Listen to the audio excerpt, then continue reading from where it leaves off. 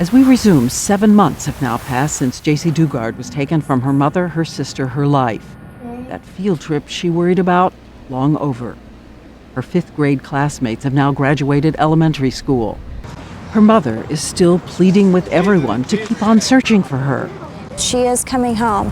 That gives me a lot of hope, a lot of optimism. Somebody's, feeding me dreams for a reason.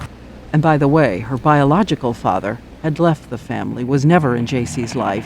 There was a stepfather, but Jaycee was not close to him. 2 hours away, Jaycee is now being moved back and forth from the soundproof room to the larger room where she's handcuffed to the bed. Her only company, a spider, she names Bianca.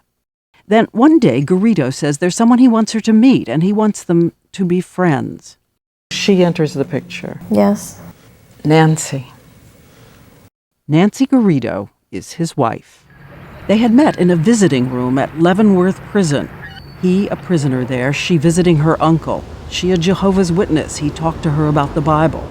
She was also in the car the day Jaycee Dugard was stun gunned and kidnapped. She was the one who pinned the little girl to the floor with her legs. Now, she shows up bringing a purple bear and a Barbie doll and chocolate milk. I was so lonely. I craved any kind of attention. I wanted her to like me. Because I felt like if she doesn't like me, then I'm going to get in trouble. Jaycee remembers using the cartons from the chocolate milk to try to make furniture for her Barbie. Nancy starts bringing me meals. There's a TV over there, so I could watch TV as long as it was low. She told you she was sorry what they'd done to you? Mm-hmm. She told me that she cried too. In some ways, she's just as manipulative because she would cry and say, I can't believe that he did this. I wish he would have got a headache that morning that he took you. And she knew everything. Yeah, she knew everything. Everything. What makes somebody do that in the first place? Take somebody else's child just to satisfy your husband. I don't know, she's just as evil as Philip. Very twisted minds. Twisted. Okay. Does it say record still? Yes. Good.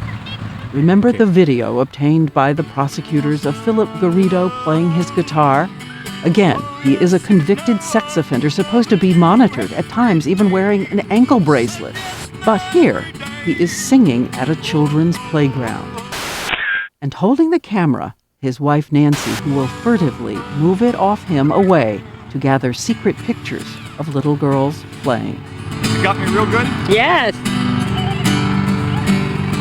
I can see you really good.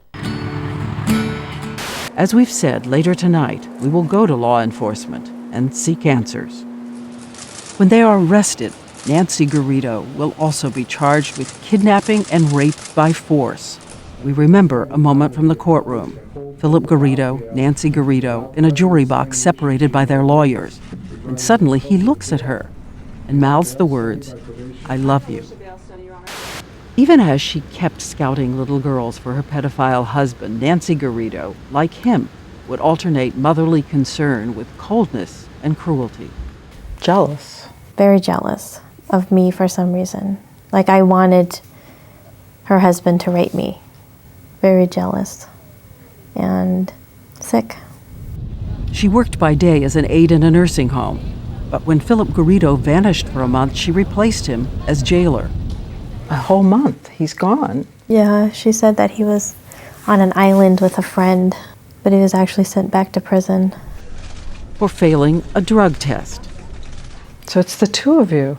Yeah, she would lock us in every night. She wanted to watch this scary movie called The Unborn. It was awful. It was very scary. And then she would leave in the morning and lock the door.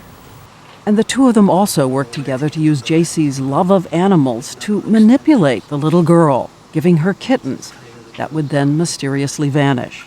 Well, it was Tigger, and then it was Snowy, who, I don't know what happened to her. Another kitten was named Eclipse, a girl kitten. Jaycee loved so much she asked for paper and a pen to make a little diary. She writes how grateful she was for the little kitten and how much the Garridos told her they paid for her, adding, "Last night I started to cry, and she heard me. She came to me and sat next to me, and after that I felt a little better. She means more to me than my own life. I see her love for me." And every entry is studied with a little heart on a string, like a balloon. The little kitten Eclipse would also disappear during one of Garrido's drug-filled runs.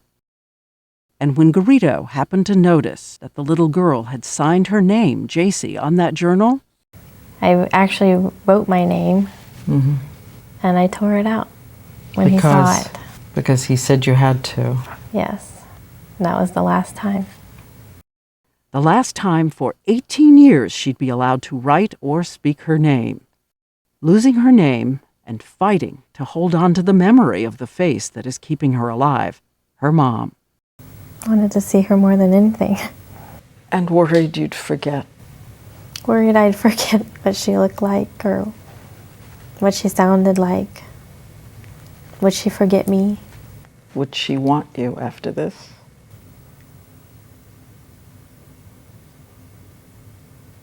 Yep. Being a mom now, I know that she never forgot about me because I can never forget about my kids. But, when you're a kid and you think you're easily forgettable. And her mother, Terry, is also fighting to hold on as 1 year passes, and then a second. She's alone except for a couple of her friends who will quit their jobs to help her. On TV, she shows Jaycee's room untouched since her disappearance. It's where Terry says she goes to pray every night. Even though she's not here, she's still in my heart.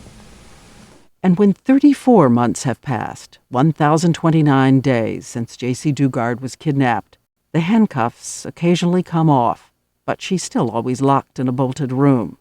One night, the Garridos are with her. They are watching the 10 Commandments on TV. For the first time, they bring her cooked food, corned beef and cabbage. It's Easter, 1994.